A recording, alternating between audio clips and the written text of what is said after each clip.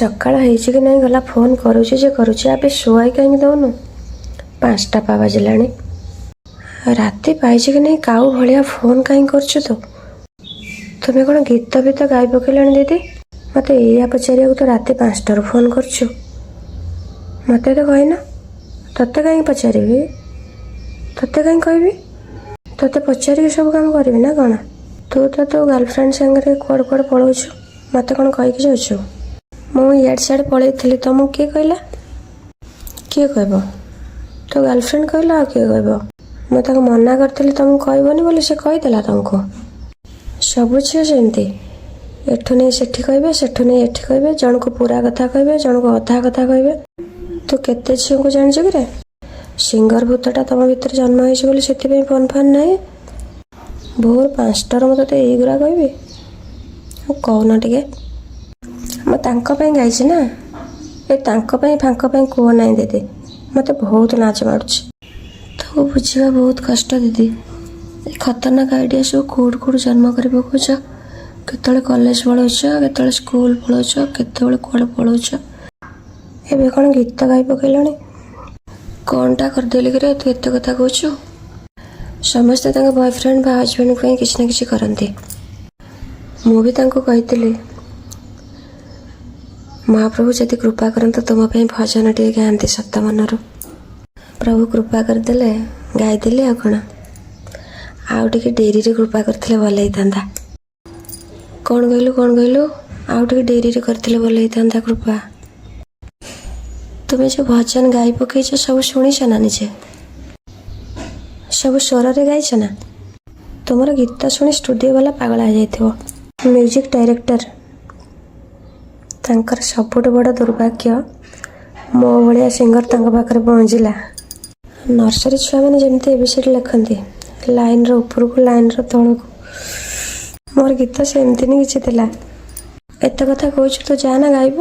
ଦିନେ ଗୀତ ଗାଇ ନଥିବୁ, ଫାର୍ଷ୍ଟ ଟାଇମ୍ ପାଇଁକା ସ୍ପିକର ଆଗରେ ଠିଆ ହେବୁ, ରୁମ୍ ପୁରା ସିଲ୍ ଥିବ, ତୋ କାନରେ ବାଜା ବାଜିବ, ତାପରେ ତୋ ଗୋଡ଼କୁ ଦେଖିବୁ ବରଡ଼ା ପତ୍ର ଭଳିଆ ପୁଅ ଗୋଡ଼ ଥରିବ।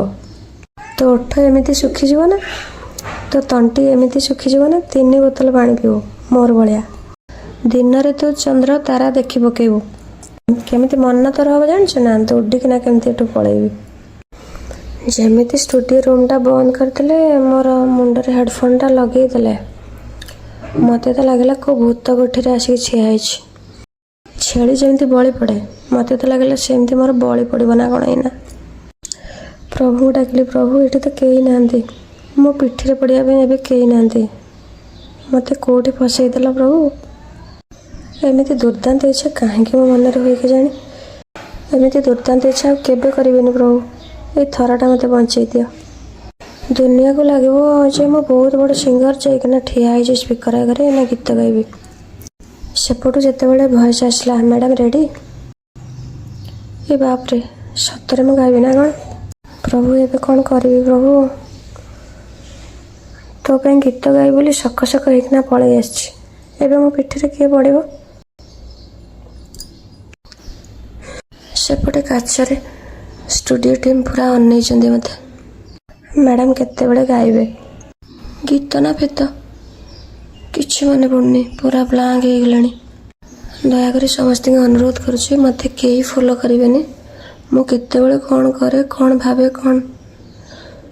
କ'ଣ ନାହିଁ ମୁଁ ବି ଜାଣିନି। ମୋତେ ଫଲୋ କଲେ ଅଧା ରାସ୍ତାରେ ଛଡ଼ ହେଇକିନା ସବୁ ମରିଯିବ। କାହିଁକିନା ଏତିକି ଏକ୍ସପିରିଏନ୍ସ ମୋର ହେଇଗଲା। ଖାଲି ପାଟିରେ ଗୀତ ଗାଇବା, ମ୍ୟୁଜିକ୍ ସାଙ୍ଗରେ ଗୀତ ଗାଇବା ଭିତରେ ଆକାଶ ପାତାଳ ଫରକ। ସଙ୍ଗୀତ ଖାଲି ବିଦ୍ୟା ନୁହଁ, ସଙ୍ଗୀତ ଗୋଟେ ଶାସ୍ତ୍ର।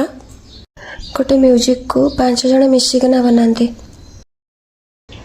କାହା ହାତରେ ତବଲା ଥାଏ, କାହା ହାତରେ ଗିଟାର ଥାଏ, କାହା ହାତରେ ହାରମୋନିୟମ, କାହା ହାତରେ ପିଆନୋ, କାହା ହାତରେ ବଂଶୀ। ସେମାନେ ବହୁତ ଛୋଟରୁ ସାଧନା କରିକିନା ପାଇଥାନ୍ତି। ମୁଁ 3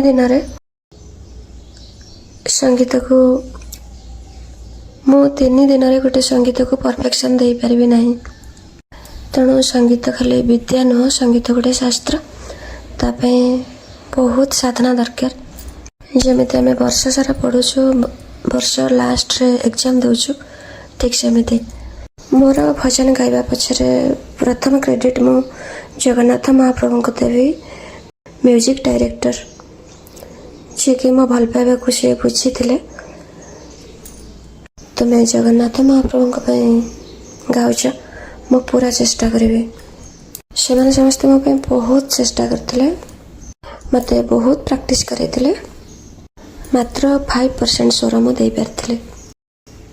जगन्नाथ पाद तले तुम्हें जो भावना रखिदब महाप्रभु ताको सत कर दियंती। गाऊ गाऊ गाईदेली हृदय गीत स्वप्न है आखिरे थिला। समस्त चेष्टार महाप्रभुंकर प्रसाद हो गला। ता अगेंस्ट मत मो गीतर किए हसू कि मजाक उड़ाऊ मत किसी फरक पड़े ना। जो मैंने जगन्नाथ भजन टी को शुणी पसंद कर लाइक देते, कमेंट देते, और श्रद्धार शुणी भल पाइबा देते, मत आसिस्ट कर। जगन्नाथ महाप्रभुंकर कृपा तांको ऊपर सब बेले थाओ।